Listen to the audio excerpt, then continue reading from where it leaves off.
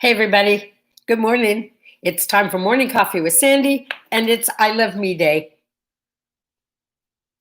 You don't have to love me, you have to love you. You get that, right? I mean, yeah, that's what it's all about. Hokey pokey. Oh, you can't see my flowers. Oh, wait, there they are. There's some pretty flowers. And I have to show you this. Watch. Check this out. How cute is this? Max, grandson, if you're watching, this is coming to you. Friend of mine brought this to tennis yesterday and said, "Do you think your grandson would like this?" It's a planter. I'm going to put some cactus in it. I told her no, he'd never see it because I was keeping it, but she didn't like that idea. So I guess I'm going to have to fill it up and send it on to Max. What is it about coffee? Yeah, like, wouldn't you like to have been there that first day that somebody took those beans and smashed them up and mixed them with hot water and said, "Here, drink this. I think you might like it." And then you said, "I think it would be better with some chocolate milk in it." I don't know.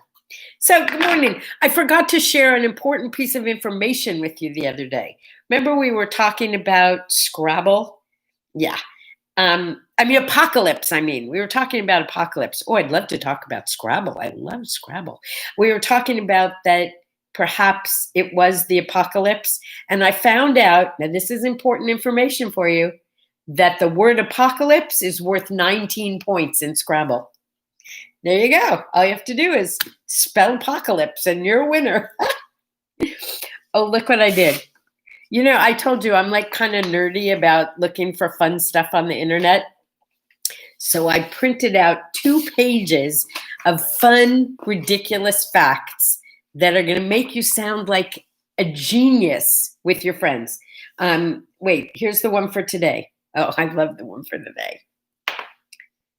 We've been talking a little bit about sex, right? I'm asking you, do you want to talk about sex? And this is not the place where we're going to do it all the time, but every once in a while it comes up. Anyway, so your fun fact for today, good morning, Opa. Your fun fact for today is that you know the term French kiss, right? Not the movie, the French kiss, right? Well, in French-speaking countries, the French kiss is called an English kiss. Isn't that kind of like the story I told you the other day about being in a train between Hong Kong and China and telling somebody that as children we used to dig in our backyards and say we were digging all the way to China, and the man behind me started laughing and said, I didn't even know anybody on the train spoke English, but the man behind me obviously did.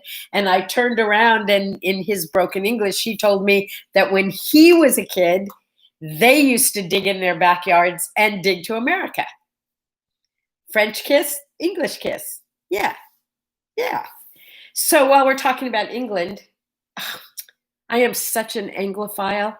Let's talk about England today. That'd be really cool. So I did discover that the first submarine, the very first, I want to say it was like 1850s. Wait, I wrote it down because I thought that was cool. The first submarine, no, 1624. 1624. That's a long time ago. Yeah, like 400 years ago almost. The first submarine was tested and worked on the Thames River in England.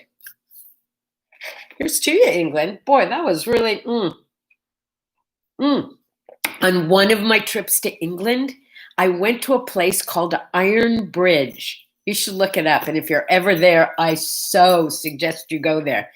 It is actually an iron bridge. It was a bridge that was built at the beginning of the Industrial Revolution when iron was first starting to be used for construction. And fascinating. That's like history, right? But you're like in the middle of it and it's so cool. And speaking of fun facts, did you know that in England, All swans are legally owned by the queen. I don't even go to try and explain that because there's no way. There's no way I could do that. England, England. Oh my God. I love England. I love England. On one trip, this was very cool. My best friend, who is no longer among us, well, at least not physically, because he's with me all the time. His name was Fred. Fred was my best friend. Fred also, at one point in my life, was my father-in-law, but not before he became my best friend. Anyway, Fred was in World War II, and in World War II, he was billeted in England by the something family. It'll come to me. It's not really important what the Haversey or something. I don't know. But this family in England took him under their wing during the war, and he billeted with them for quite some time, I guess, and he felt very close to them. So on one of the trips when I was over there, we decided we would see if any of that family was still left in the town where he had billeted. So we did all these roundabouts and driving on the wrong side of the road, and we found this little cute town in England. And there was a car dealership with that family name on it. So we went in, and I walked over to the person in charge, and in my very American tone and my cheery little disposition, I explained to them that my father-in-law had billeted here during World War II and spoke so highly of the family. Was this the same family? And the response was, probably, but we don't know because we just work here. The owners live blah, blah, blah, blah, blah. I said, could you call them? They did. Nobody answered. And then the person there suggested that we go to this little pub because that was like the center place of the town. And even though it was early in the day, there would still be people there and they would know. So we thought, ooh, an adventure, let's do it. We went to the pub. And when we got there, there were only like maybe 3 or 4 people there. It was pretty early in the day. And we started asking questions about this family. And the people in the pub started getting very excited to find us and reconnect us with that family. So they started making phone calls, and a couple of people left. And within, I would say, an hour, there were probably 24 people in the pub with us. Oh, and that's when I got the nickname Half Pint.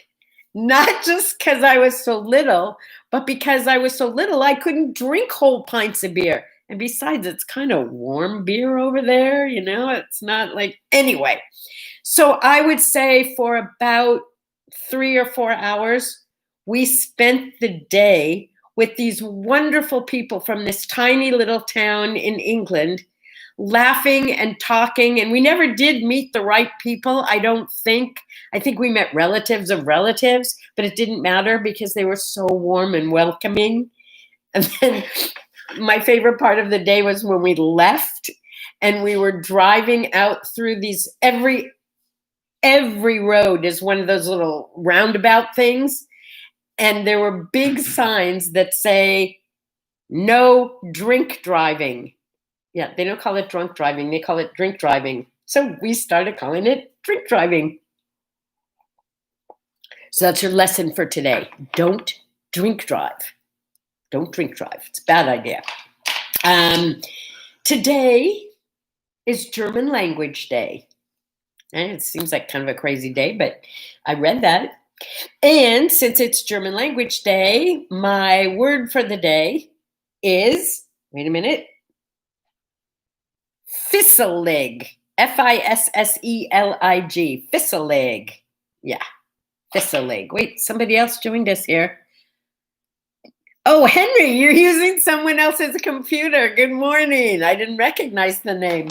So fisselig is that's what you are when you get to that point of total incompetence because you're so confused and so disoriented and so you're like in this state of sloppiness and in inexactitude because someone's been nagging you.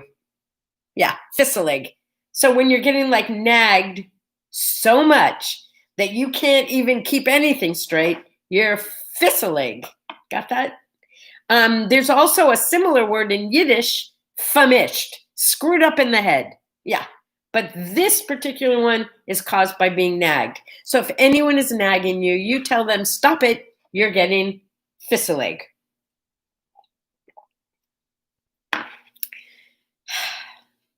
Let's promote world peace today. No, seriously, let's do that. You know, when you come up with big ideas like that, people kind of go south. It's like, yeah, I can't do that. I'm just a person.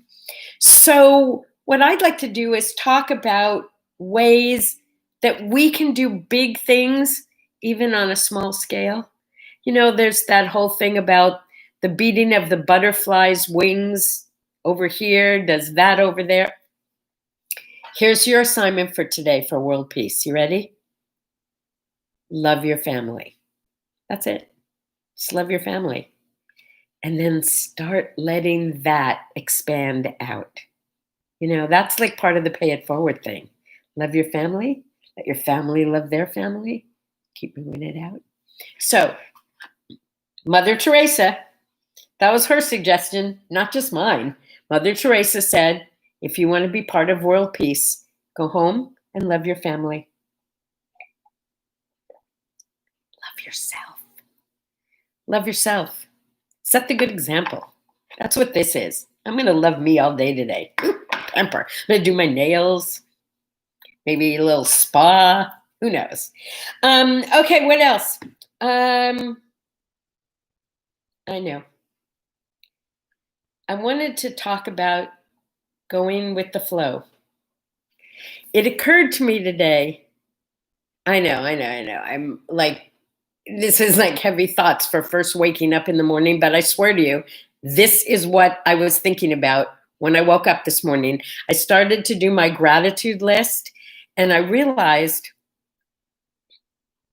that for a long time, particularly in the area of money, I would tell people, if you want to increase what you have, give it away.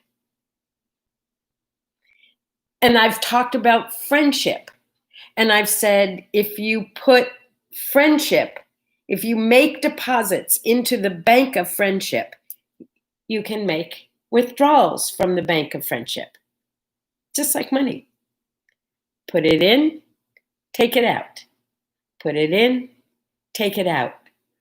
That's the flow. So I Googled, because I told you I'm a nerd and I do that a lot. I Googled the flow of life because I realized this morning that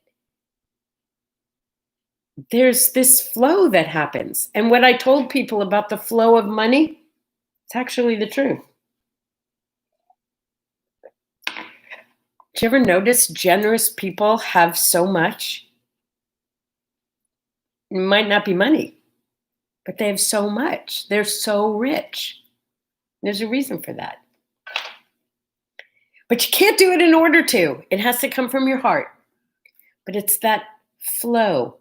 Let it go, it'll come back. Let it go, it'll come back. 3 ways I found to increase that flow. You know the saying, go with the flow. I mean, that saying didn't happen because it happened because people noticed that there was this flow, and that if you let yourself go with the flow, or my favorite is ride the horse in the direction it's going. Yeah. Or if you want to have everything you ever wanted, then want everything you have. It's all the same, leading to the same, go with the flow. Be present.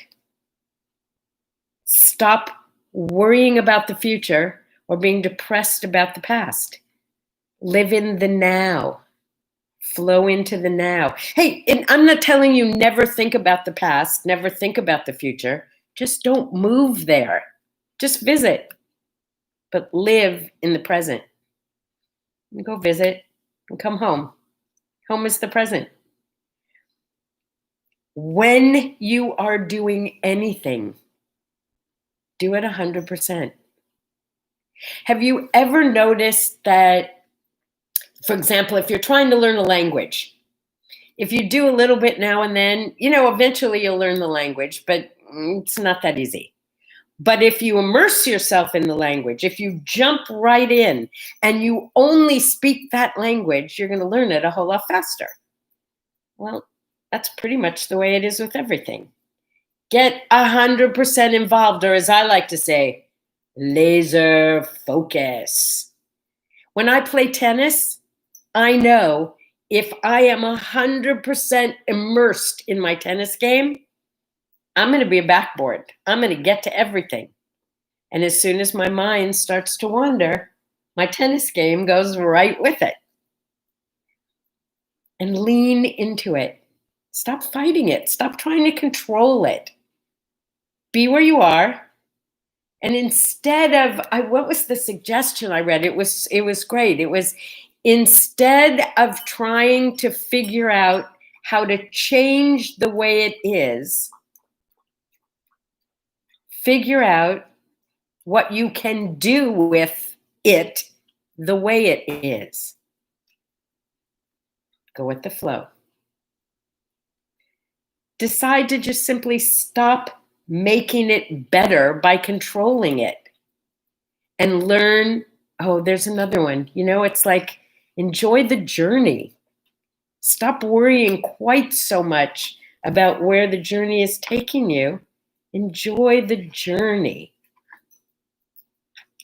And while you're enjoying the journey, have yourselves one heck of an awesome, awesome Saturday. Love yourself today. And remember, Apocalypse has 19 points in in Scrabble. How to be happy and grateful? Be kind. Just be kind. Covet kindness. Go be kind today and have a great day. And I'll see you tomorrow. Bye-bye.